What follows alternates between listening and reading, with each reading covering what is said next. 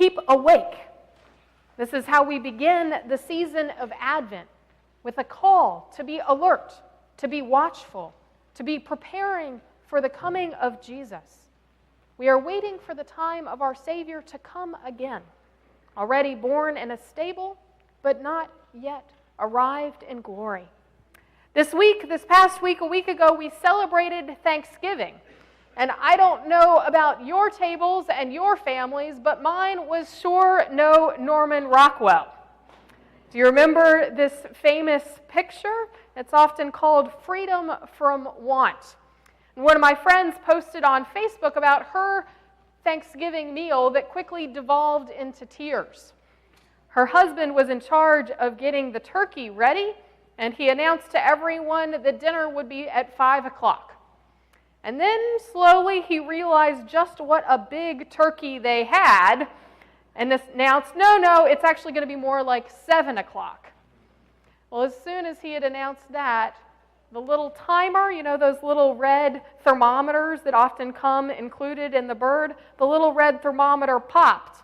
And he realized, actually, the dinner will be ready at 5:30 now, which of course set off a whole onslaught of hurrying and scurrying to get everything else onto the table ready to go. And as soon as they are seated and ready with a beautiful meal, the girls, 4 and 6 years old, realized that they didn't actually want turkey in the first place. And of course, her husband was upset because the children weren't looking like the perfect Norman Rockwell children sitting down at the table, and quickly everyone got a little bit teary-eyed and frustrated with each other, wondering just exactly what had gone wrong and why it wasn't this idealized version of a holiday meal. Apparently, it wasn't even the case for Norman Rockwell himself. When he painted this picture, he invited friends and family to come and sit for their portraits, neighbors, over the course of many, many weeks. It didn't just happen that there was one meal where they all sat together and he painted. It took the course of several sittings to create this idealized version. The woman, the matriarch, we assume, at the head of the table, isn't even the grandmother of the family. That's actually their beloved cook, who did actually prepare the turkey. But as you can see, it took a lot to go into making this idealized picture. Even he famously said, "I paint life as I would like it to be." Isn't that true for so many of us?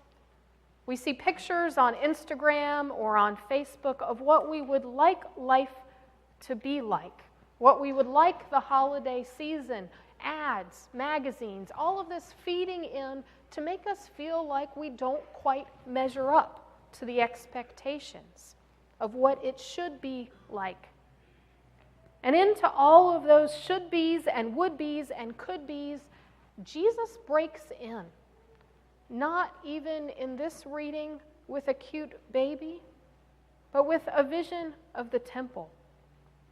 Here, Jesus' disciples have come from Galilee, and they stand in awe of these huge buildings of the temple.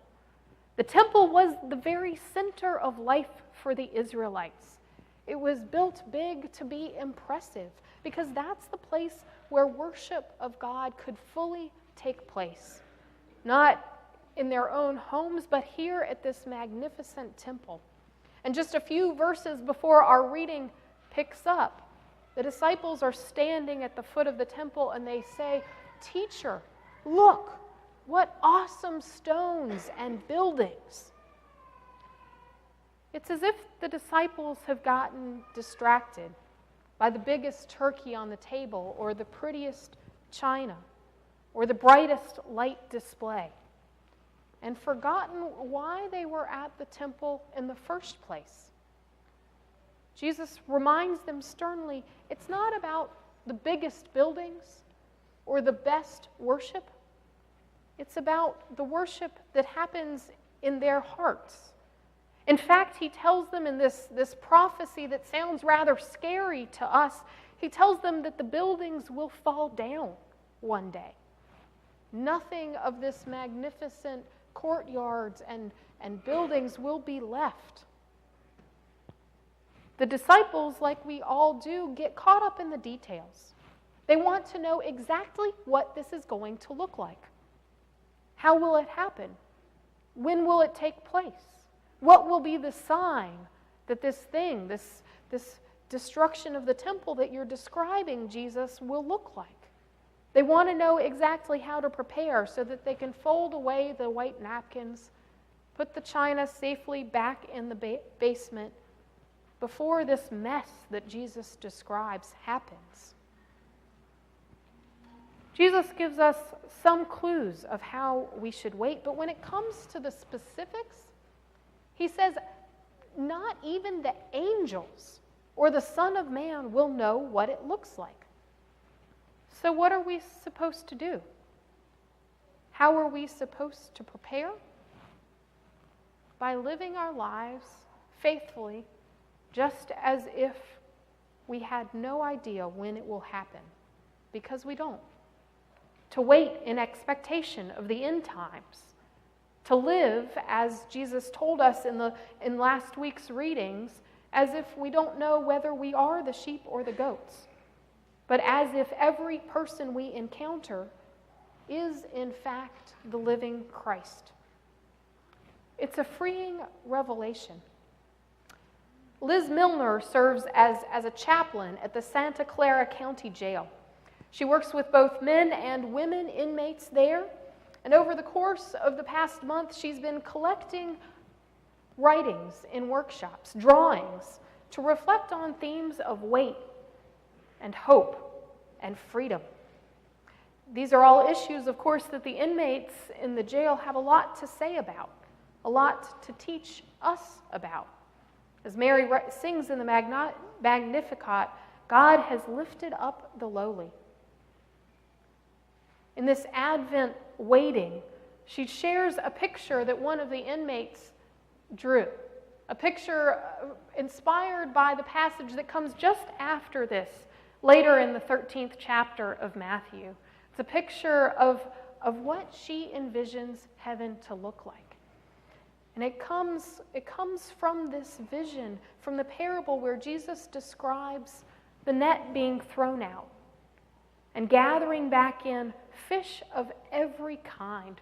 You can see there down at the bottom, there's sharks and turtles and squid. And she writes, this woman who she just calls M, in her 50s, she writes that if the net is going to have many fish of every kind, even she will stand a chance of being in that net. And that gives her hope for heaven. It's a freeing revelation. If you don't have to do anything at all to earn a place in that net, what are you going to do now that everything has been done for you? In Advent, we're called to this simple time of watching and waiting. We know the end of the story, and yet we wait with new eyes for what God is patiently bringing about in our own families, in our own communities, in our own neighborhoods.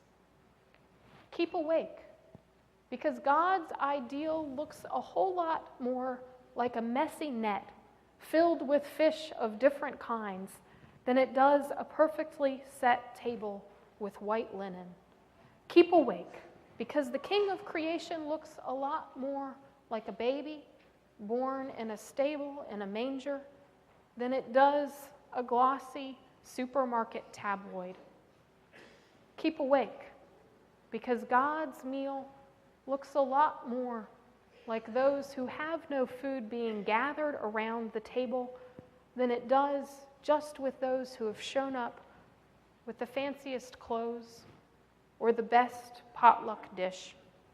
Keep awake, because God is calling you to a new thing this old Advent season. Keep awake, because the baby in the manger is already waiting for you to discover what new surprises are on the horizon. Keep awake.